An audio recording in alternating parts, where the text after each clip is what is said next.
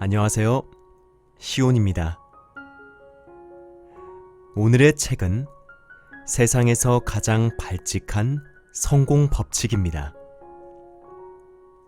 이 책의 저자는 성공에 대한 기존의 법칙에서 벗어나 새로운 방법을 제시한다고 합니다. 이 책에는 모두가 단점이라 생각한 것도 강점으로 만든 사람들, 자신만의 방식으로 기회를 만든 사람들이 등장하는데요.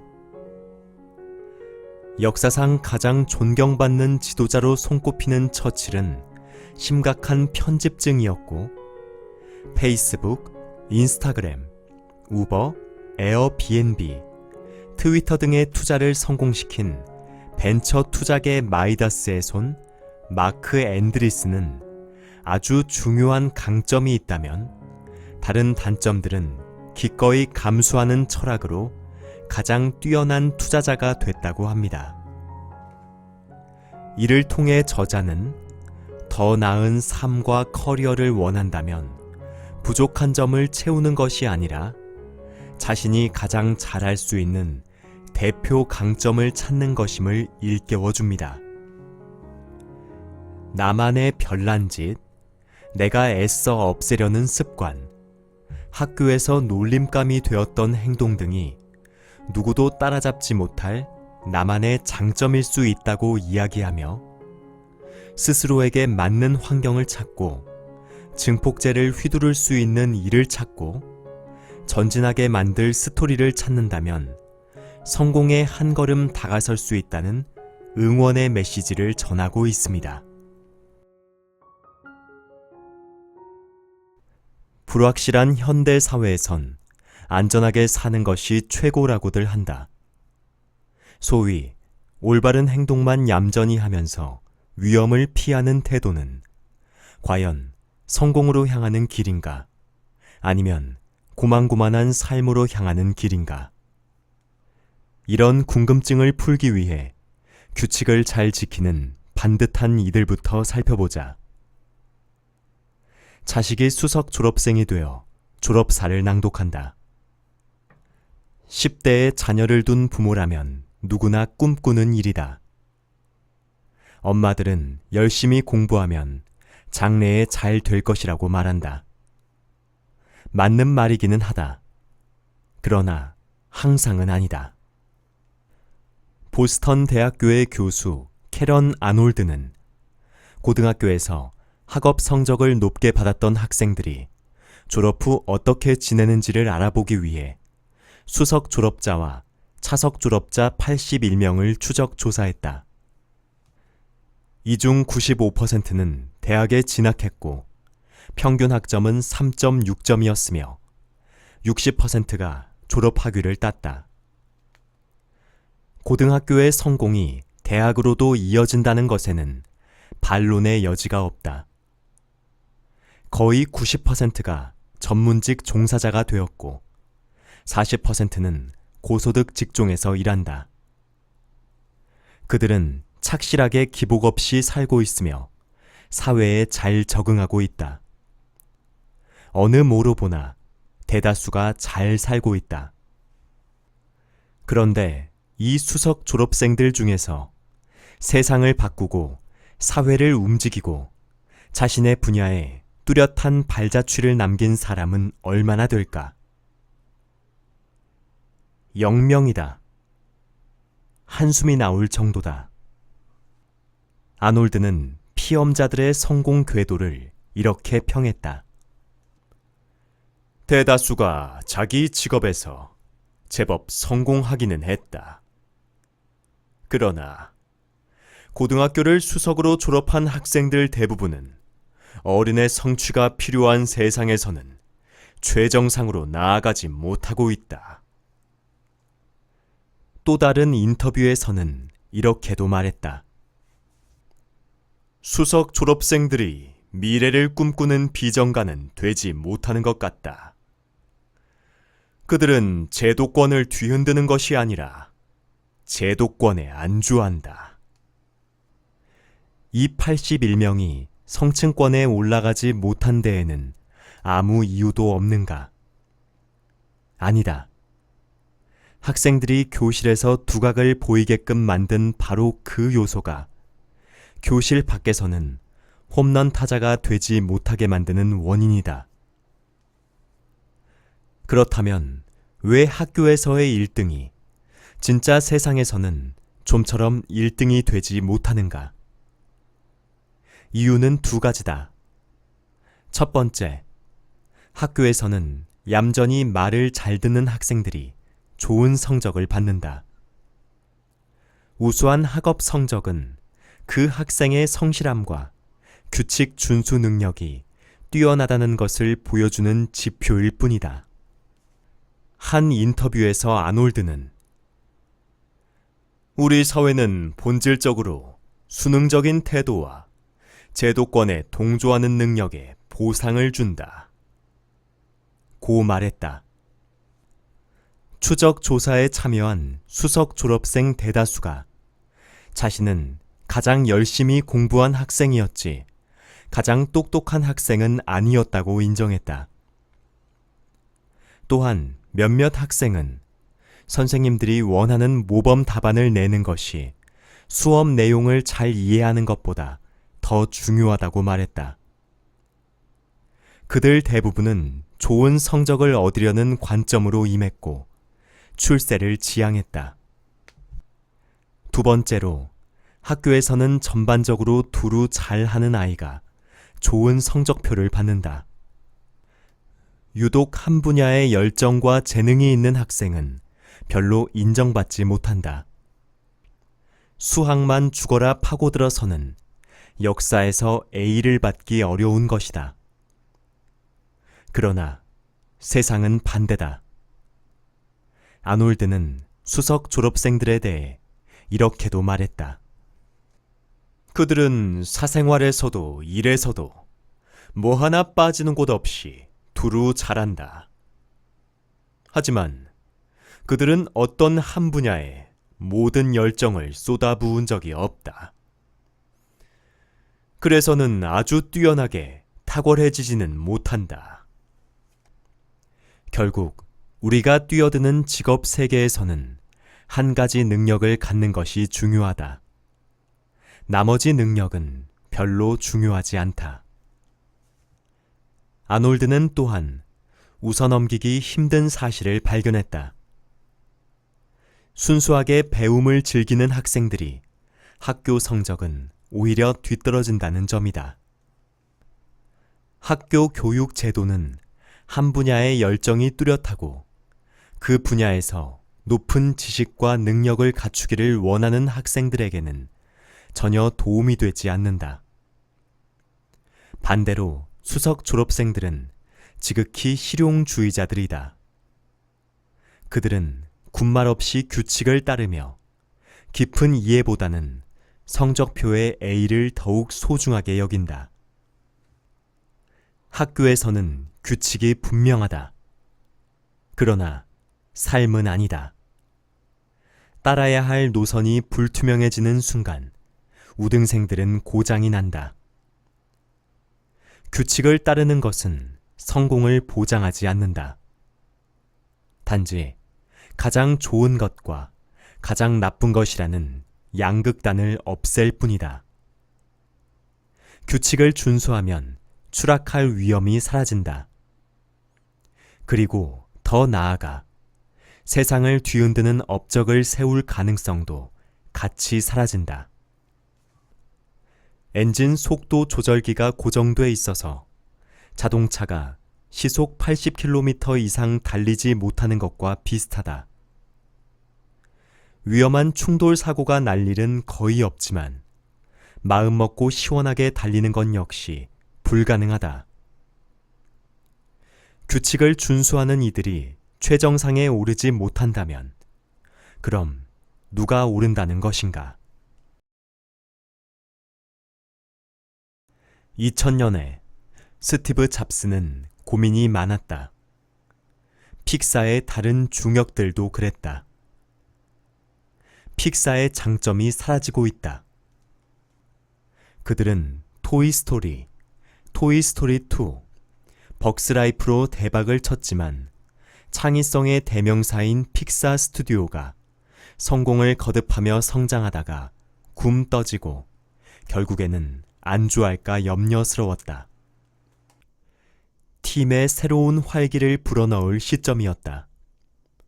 잡스, 존 레시터 감독, 에드 캔멀 회장은 아이언 자이언트라는 애니메이션으로 찬사를 받은 브래드 버드 감독을 기용해 차기작을 지휘하게 했다.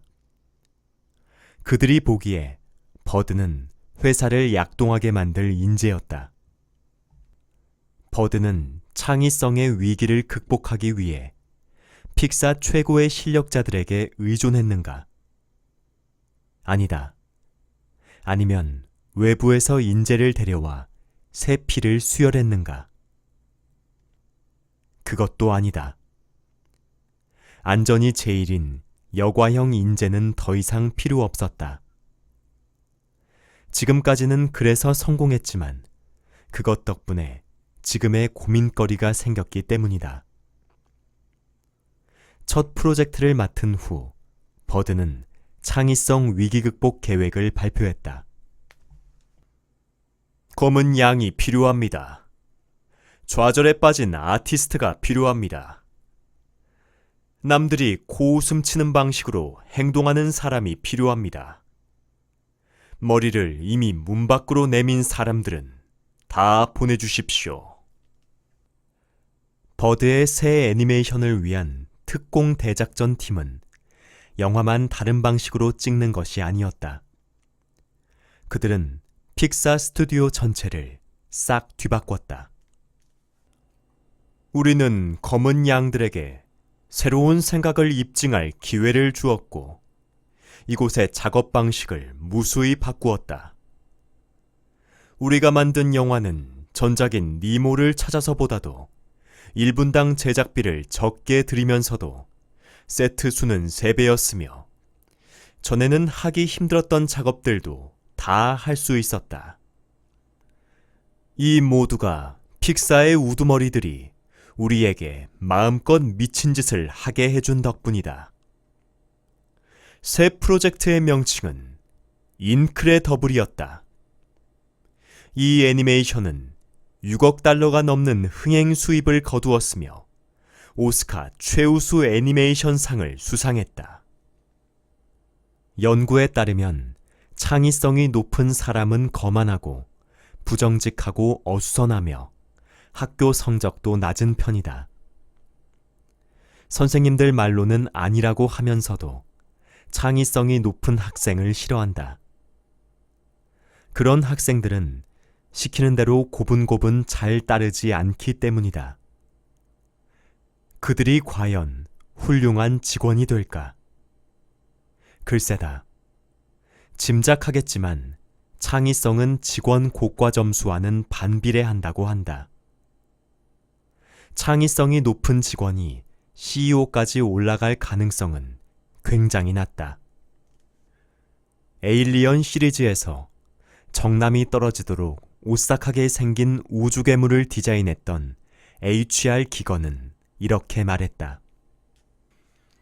스위스 쿠어에서 예술가라는 말은 주정뱅이, 남봉꾼, 게으름뱅이, 얼간이를 다 합친 욕설이다. 가우탐 무쿤다와 대화를 나눈 후에 나는 이런 질문을 던졌다. 이 이론을 어떻게 이용하면 더 성공적인 삶을 살 수 있을까요? 모두가 궁금해하는 물음에 대해 그는 2가지 방법을 제시했다. 첫째는 너 자신을 알라이다. 수도 없이 회자된 말이다. 델포이의 신탁을 받는 신전 입구 돌에도 새겨져 있고 신약 성서 외경인 도마복음에도 나온다. 네 안에 있는 것을 꺼낸다면 그 꺼낸 것이 너를 살릴 것이요. 네 안에 있는 것을 꺼내지 못한다면 그 꺼내지 못한 것이 너를 죽일 것이다. 규칙을 잘 지키는 데 능숙한 수석 졸업생류의 사람이라면 지금까지 해왔던 노력을 몇 배로 기울이면 된다. 그리고 이 길이 자신한테 맞는 길이라는 것을 잊지 말아야 한다. 성실함이 최고의 장점인 사람은 학교에서 높은 성적을 받는다. 그리고 세상이 이미 길을 정해놓은 분야에서 쉬이 성공할 수 있다. 그러나 답이 정해지지 않은 세상으로 간 순간 그들의 삶은 아주 고단해진다. 실직을 하게 되면 성실함을 최고 미덕으로 여기는 이들은 그렇지 않은 사람들보다 행복감이 120%나 더 많이 떨어진다. 그들은 길이 정해져 있지 않은 곳에서는 쉽게 길을 잃는다. 아웃사이더, 예술가, 비여과형 리더에 속하는 이들은 반대다. 남들처럼 성공하기 위해 엄격한 제도권에 순응하려 할수록 그들의 인생은 험난해진다. 본인이 가진 증폭제를 무작정 억누르다 보면 어색한 모습만 계속 보이고 스스로 그 독특한 장점마저도 부인하게 된다. 자기 개발을 위한 노력은 꼭 필요한 행동이지만 우리가 가진 근본적인 인성은 좀처럼 바뀌지 않는다. 말재주, 적응력, 충동성, 겸양 등의 특성은 어렸을 때나 어른이 되어서나 그대로 이어진다. 경영학에서 가장 많은 영향을 끼친 사상가 피터 드러커는 21세기 지식 경영에서 다음과 같이 말한다. 처음부터 끝까지 성공적인 커리어와 삶을 위해서는 당신 자신을 알아야 한다. 고 말이다. 무쿤다의 말과 정확히 일치한다. 나 자신을 안다는 것, 다시 말해 인생에서 원하는 바를 이룬다는 것은 자신의 강점을 잘 알아야 한다는 뜻이다. 어떤 사람들은 자기가 할 일을 자신 있게 선택하고 그 일을 잘할 수 있다고 자신하고 차분하게 전진하면서 실제로도 놀라운 결과를 만들어낸다. 그런 사람들을 보면 부러워 미칠 지경이다. 하지만 그들의 비밀은 다른 데 있지 않다. 그들은 모든 것을 잘하지 않는다.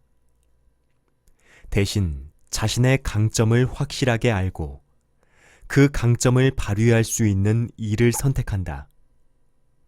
드러커는 이렇게 설명한다. 자신을 잘 알고 있다면 기회가 왔을 때, 제안을 받았을 때, 그리고 작업을 배정받았을 때 이렇게 말할 수 있다. 그래, 나는 그 일을 할 거야. 그러나 나는 이런 방식으로 그 일을 할 거야. 원래 그 일은 이렇게 하는 거야. 이게 내 방식이야. 그게 당신이 나한테서 이 시간 내에 기대할 수 있는 결과야. 이게 나라는 사람이야. 그러나 자신의 강점을 알아내는 것은 힘든 일이다. 대부분의 사람들이 자신의 강점이 무엇인지 확신하지 못한다. 이럴 때 드러커의 정의가 도움이 된다. 노력해서 원하는 결과가 나올 만큼 당신이 잘하는 것은 무엇인가? 잘하는 일을 알아내는 방법으로 드러커는 이른바 피드백 체계라는 것을 제안한다. 전혀 어렵지 않다. 어떤 일에 착수하면 기대하는 결과를 미리 적어두고 나중에 나온 결과도 또 적는다. 이런 일을 반복하다 보면 자신이 잘하는 일과 못하는 일이 무엇인지 알게 된다.